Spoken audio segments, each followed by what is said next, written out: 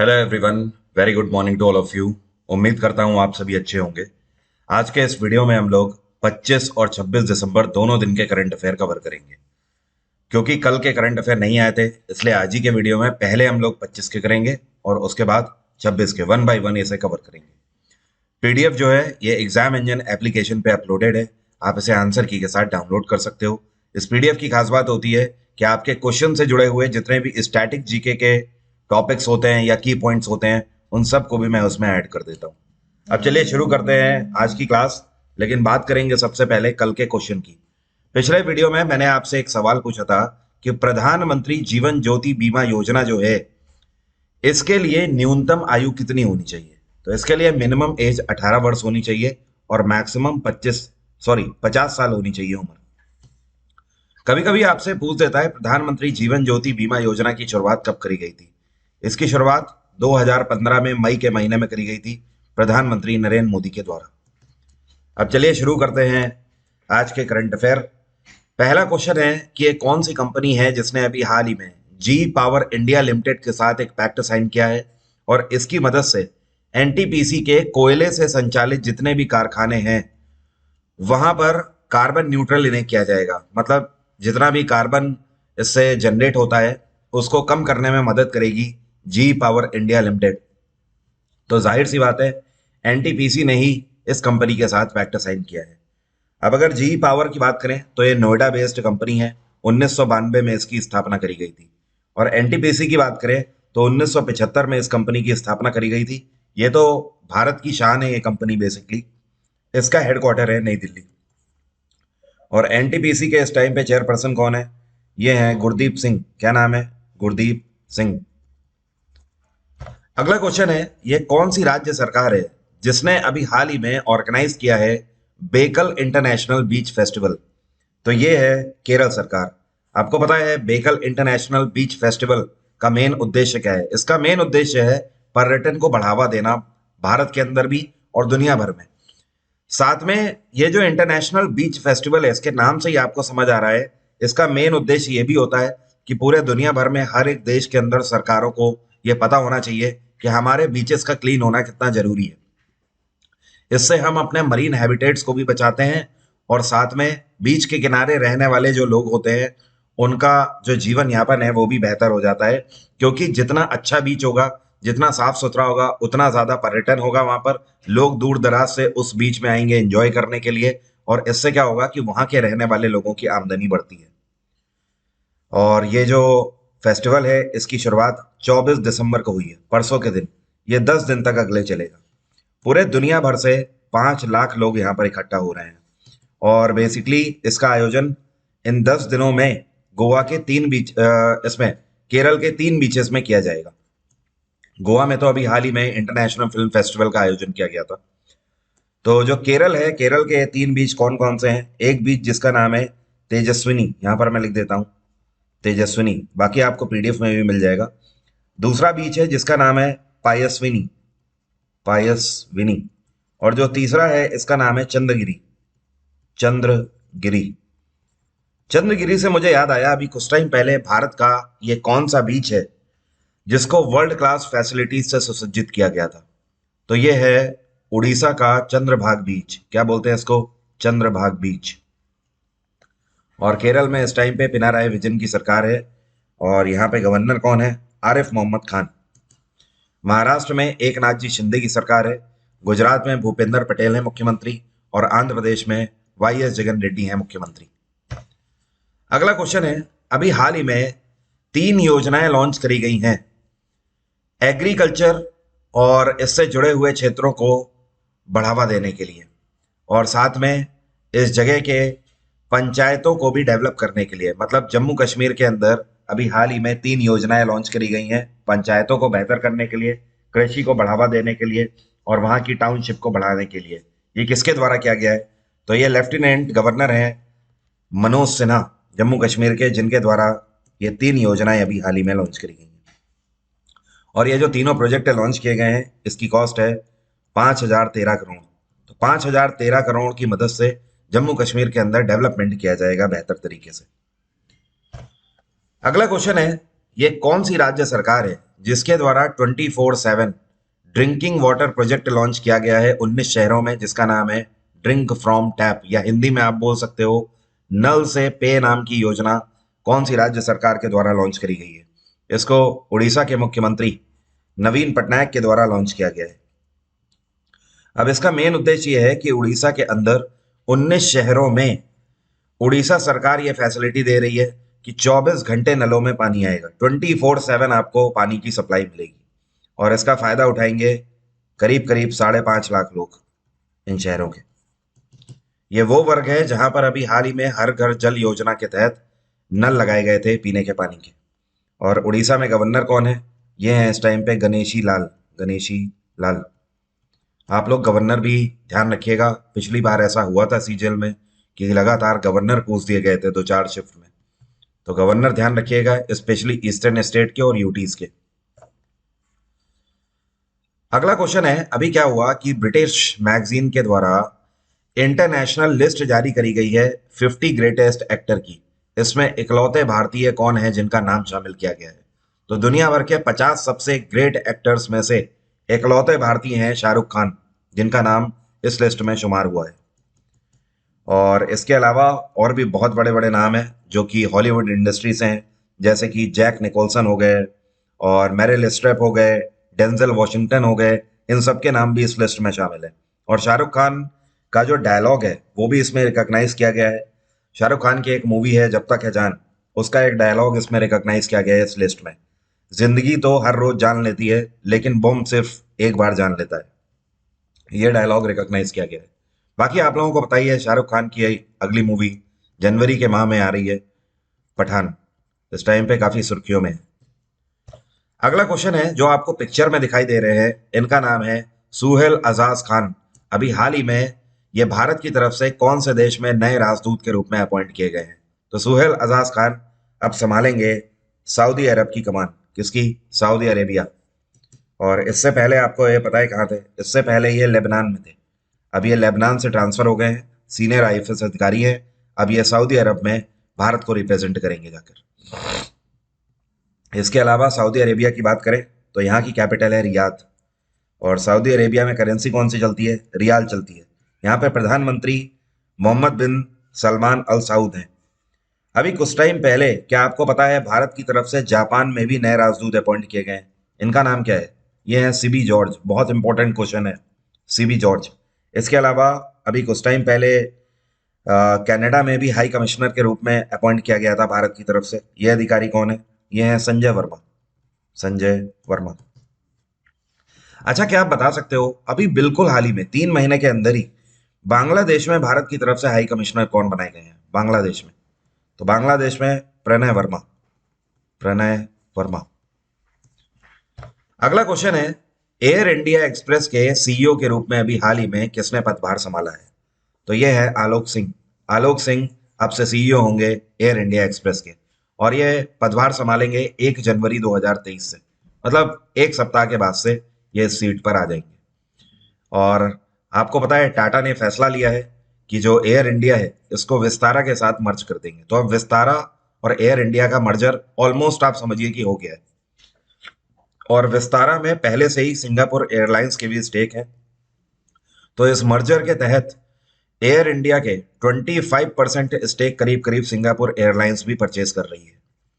और पिछले ही साल एयर इंडिया भारत सरकार के पास थी, बट टाटा ग्रुप ने इसको खरीद लिया। और कितने परसेंट स्टेक खरीदे थे? पूरे के पूरे 100% खरीद लिए थे। इसके लिए टाटा ग्रुप ने भारत सरकार को 18,000 करोड़ की धनराशि दी थी, 18,000 CR। मतलब एक तरीके से आप बोल सकते हो पिछले साल एयर इंडिया को टाटा ग्रुप ने 18,000 करोड़ में पूरे तरीके से खरीद लिया था। यह क्वेश्चन बहुत इंपॉर्टेंट है। अभी हाल ही में 2021 से 22 के सत्र के लिए रवीन्द्रनाथ टैगोर लिटरेरी प्राइज से किसको सम्मानित किया गया है?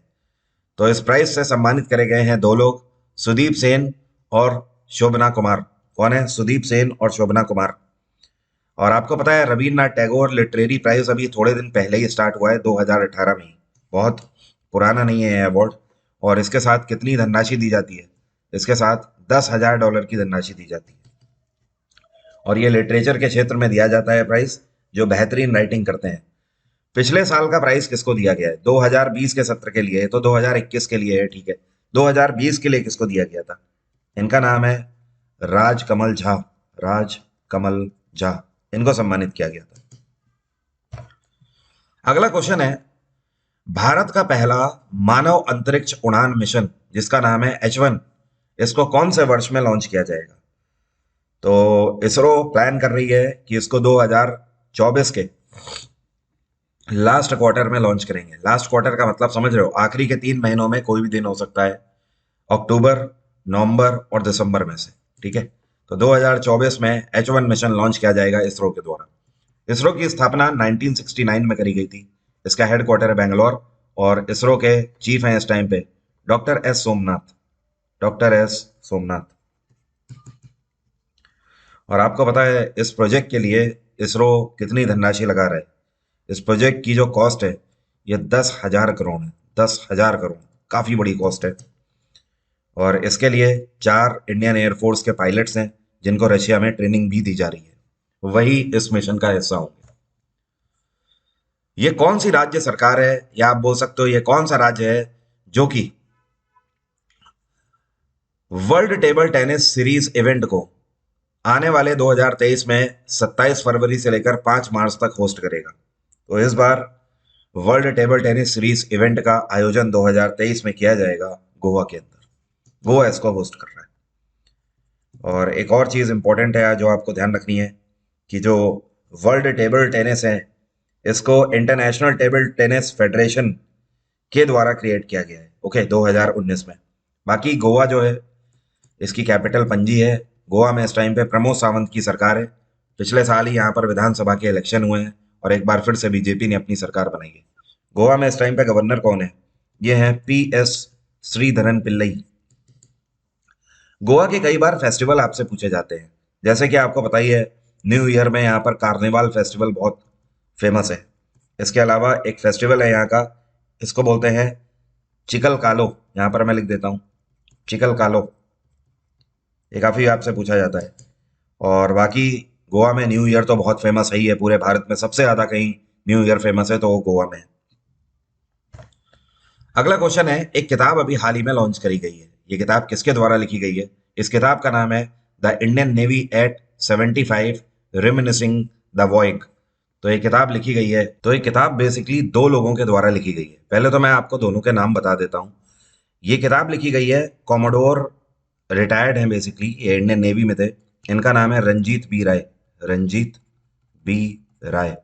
और दूसरे व्यक्ति हैं, ये डिफेंस जर्नलिस्ट हैं, इनका नाम है अरित्र बैनर्जी। तो अरित्र बैनर्जी और रंजीत बी राय दोनों ने ये किताब मिलकर लिखी हुई है। तो यहाँ पे इस हिसाब से आप ये सही आंसर बोल सकते हो, लेकिन आपको दोनों के नाम ध्यान रखने हैं जो कि यहाँ भी लिखा हुआ है। ये किताब बताती है कि वर्ल्ड वॉर सेकेंड में रॉयल इंडियन नेवी के द्वारा जो बेहतरीन कारनामे किए गए थे उस युद्ध में, जिस तरीके से रॉयल इंडियन नेवी लड़ी थी शानदार तरीके से, ब्रिटिश हुकूमत ने उन्हें भारत की आज़ादी के बाद बिल्कुल भी रिकॉग्निशन नहीं दिया। तो ये किताब में ऐसी कई सारी चीजें जाहिर करी गई हैं। जो आपको पिक्चर में दिख रहे हैं इनका नाम है प्रिय मोहन सिन्हा। PM सिन्हा भी इन्हें बोलते हैं। अभी हाल ही में इनका निधन हो गया। ये इनमें से कौन सी कंपनी के चीफ थे? तो ये बेसिकली कई सारी कंपनीज के चीफ रह चुके हैं वैसे तो, लेकिन पेप्सिको इंडिया के चीफ थे और उससे पहले ये हिंदुस्तान यूनिलीवर के भी थे। और इन्होंने 2004 में बाटा कंपनी भी ज्वाइन किया था वहाँ के हेड के रूप में। तो ऐसे कई सारी कंपनीज ये ज्वाइन कर चुके हैं। पेप्सिको के ये दूसरे CEO थे, एक तरीके से बोल सकते हो। अगला क्वेश्चन है, नेशनल फार्मर्स डे कौन से दिन मनाया जाता है? राष्ट्रीय किसान दिवस हम लोग हर साल मनाते हैं 23 दिसंबर को। आपको पता है 23 दिसंबर को क्यों मनाया जाता है? क्योंकि 23 दिसंबर 1902 को चौधरी चरण सिंह का जन्म हुआ था और ये भारत के 5वें प्रधानमंत्री रह चुके हैं। तो उनकी याद में हर साल 23 दिसंबर को राष्ट्रीय किसान दिवस के रूप में मनाया जाता है। इस दिवस को मनाने के पीछे का उद्देश्य ये भी है कि किसानों की आय को लगातार बढ़ाना है। तो इस बार चौधरी चरण सिंह की 120वीं बर्थ एनिवर्सरी मनाई। ये तो बात हो गई 25 दिसंबर मतलब कल के करंट अफेयर की। अब शुरू करते हैं आज के करंट अफेयर।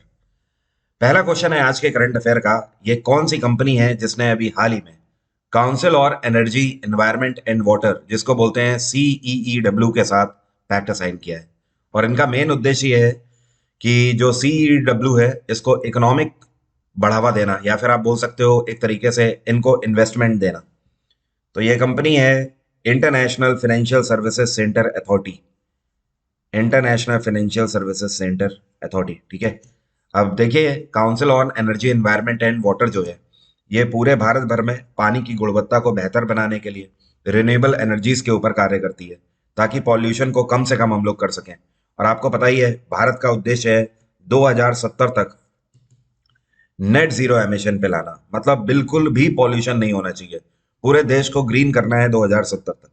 तो इसके लिए इस टाइम पे CEEW को अगर देखें तो 10 ट्रिलियन अमेरिकी डॉलर का इन्वेस्टमेंट चाहिए। तो फिलहाल international financial services centre authority इस रूप में आगे आई है और ये इनको पैसे से सपोर्ट करेंगे।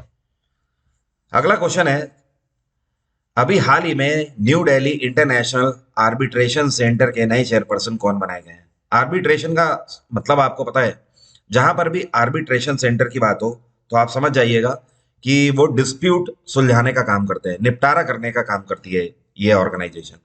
तो इसके नए चेयरपर्सन अभी हाल ही में बनाए गए हैं, जो आपको पिक्चर में दिख रहे हैं। इनका नाम है हेमंत गुप्ता। ये सुप्रीम कोर्ट के रिटायर्ड जज है, अब ये संभालेंगे इसको। इसके अलावा दो लोगों का पार्ट टाइम मेंबर के रूप में यहाँ पर इंड्यूस किया गया है new Delhi arbitration international arbitration centre में। ये दो लोग कौन है? एक तो है अनंत विजय अनंत विजय पल्ली, और दूसरे कौन है? दूसरे हैं गणेश चंद्रू। और अगर इनकी बात करें, हेमंत गुप्ता जी की, तो इससे पहले मध्य प्रदेश हाई कोर्ट के चीफ जस्टिस भी रह चुके हैं। अगला क्वेश्चन है, ये कौन सी कंपनी है जिसको 2024 के पेरिस ओलंपिक गेम्स के लिए मीडिया राइट्स दे दिए गए हैं? मतलब कहने का इनको कॉन्ट्रैक्ट दे दिया गया है। ये है वाईकॉम 18। वाईकॉम 18 को लीगल राइट दे दिए गए हैं। 2024 के जो पेरिस ओलंपिक्स है उसका प्रसारण यही करेंगे पूरे दुनिया में। और यहाँ पर ध्यान रखिएगा, आपसे ये भी पूछा जा सकता है कि 2024 के ओलंपिक्स कहाँ हो रहे हैं, तो फ्रांस में, पेरिस में। और 2020 के कहाँ पर हुए हैं? 2020 के टोक्यो में हुए हैं, जापान में। अगला क्वेश्चन है, which of the following ministry has won the platinum icon at the digital India awards 2022? यह कौन सा भारत का मंत्रालय है जिसको platinum icon eight digital India award 2022 से सम्मानित किया गया है? तो यह है ministry of housing and urban affairs. ये एक ऐसा मंत्रालय है जिसने भारत के अंदर स्मार्ट सिटीज के ऊपर कार्य किया हुआ है पिछले कुछ टाइम में काफी सारा, जिसकी वजह से इनकी सराहना करते हुए प्लैटिनम आइकन से इनको सम्मानित किया गया है। और ये मंत्रालय किसके पास है? हरदीप सिंह पुरी के पास ये मंत्रालय है। अगला क्वेश्चन है, एशियन रेसलिंग चैंपियनशिप 2023 में जो आयोजित की जा रही है, ये कौन सा शहर है जहां पर इसका आयोजन किया जाएगा? तो इस बार इसका आयोजन किया जाएगा नई दिल्ली में। और 2023 में एशियन रेसलिंग चैंपियनशिप जो होने जा रही है, ये इसका 36वां संस्करण है। क्या ऐसा पहली बार हो रहा है कि भारत में एशियाई रेसलिंग चैंपियनशिप आयोजित करी जा रही है? नो, ऐसा कई बार हो चुका है। जो पहला संस्करण इवेंट था एशियन रेसलिंग चैंपियनशिप का, यह भी भारत में ही पंजाब के अंदर जलंधर में आयोजित किया गया था। और अब इस बार का जो 36वां संस्करण है, ये नई दिल्ली में आयोजित किया जाएगा। अच्छा, एक और चीज आपको ध्यान रखनी है। ये तो बात हो गई 2023 के एशियन रेसलिंग चैंपियनशिप की। 2023 के अगर मैं आपसे पूछूं कि वर्ल्ड रेसलिंग चैंपियनशिप कहां पर आयोजित करी जाएगी, तो यह आयोजित करी जाएगी सर्बिया की कैपिटल बेलग्रेड में। बहुत इंपॉर्टेंट क्वेश्चन है, तो आपको ध्यान रखना है। एशियन रेसलिंग चैंपियनशिप भारत में हो रही है इस बार नई दिल्ली में, और वर्ल्ड रेसलिंग चैंपियनशिप बेलग्रेड में होगी। ये करीब सितंबर अक्टूबर में जाके होगी 2023 में। नेक्स्ट क्वेश्चन है, ये कौन सा स्मॉल फाइनेंस बैंक है जिसने अभी हाल ही में HDFC लाइफ के साथ एक बैंक एश्योरेंस बिजनेस मॉडल पर पैक्ट साइन किया है? तो यह है AU स्मॉल फाइनेंस बैंक। एक तरीके से आप बोल सकते हो कि AU स्मॉल फाइनेंस बैंक के जो कस्टमर्स हैं उनको HDFC लाइफ की तरफ से इंश्योरेंस प्रोवाइड किया जाएगा। और ये जो बैंक है, ये राजस्थान बेस्ड बैंक है। इसका हेडक्वार्टर है जयपुर। इस बैंक की स्थापना 1996 में करी गई थी, और इस टाइम पे इसके CEO हैं संजय अग्रवाल। अगला क्वेश्चन है, अभी हाल ही में भारत की महिला हॉकी टीम ने स्पेन में कौन से देश को हराकर FIH नेशंस कप अपने नाम कर लिया है? तो भारतीय टीम ने इस बार पटकनी दी है स्पेन के अंदर ही स्पेन की टीम को फाइनल में, और फाइनल में भारतीय टीम ने 1-0 से इनको हराया। और भारत की इस टाइम पे कैप्टन कौन है? जो महिला हॉकी टीम है इसकी कैप्टन है इस टाइम पे सविता पुनिया। सविता पुनिया।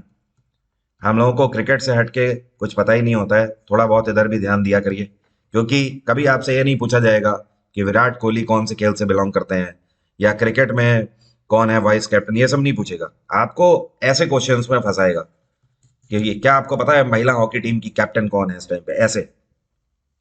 और इस बार जो विनिंग गोल किया गया है ये गुरजीत कौर के द्वारा किया गया है, गुरजीत कौर। अगला क्वेश्चन है, जो आपको पिक्चर में दिख रहे हैं ना खिलाड़ी, ये है रेहान अहमद।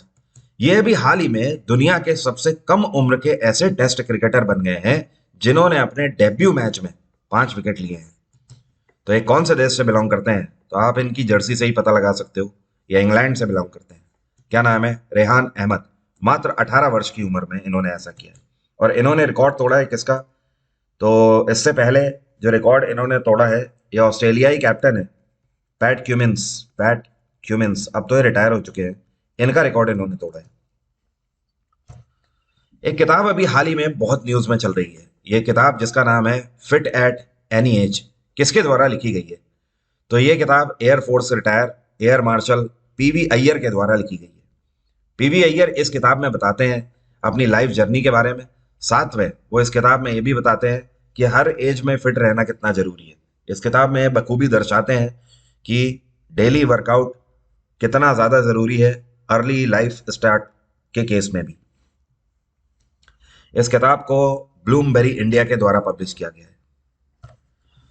गोवा लिबरेशन डे कौन सा दिन मनाया गया? तो गोवा को इस दिन स्वतंत्रता मिली थी, और फिर भारत में गोवा को राज्य का दर्जा दिया गया 1987 में। लेकिन यह बात हो रही है पता है कब की? लिबरेशन डे मनाया जाता है 19 दिसंबर को, क्योंकि 19 दिसंबर 1961 को गोवा को आजादी मिली थी।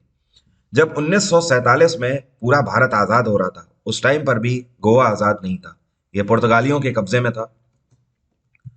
उसके बाद जवाहरलाल नेहरू के द्वारा कई सारे प्रयत्न किए गए कि गोवा को भारत में विलय कर लिया जाए, भारत का अंग बन जाए, लेकिन पुर्तगालियों के चलते ऐसा नहीं हो पाया। उसके बाद 1961 में बलपूर्वक इंडियन आर्मी ने इसको आजाद कराया, और देन इसे भारत की यूटी डिक्लेयर किया गया।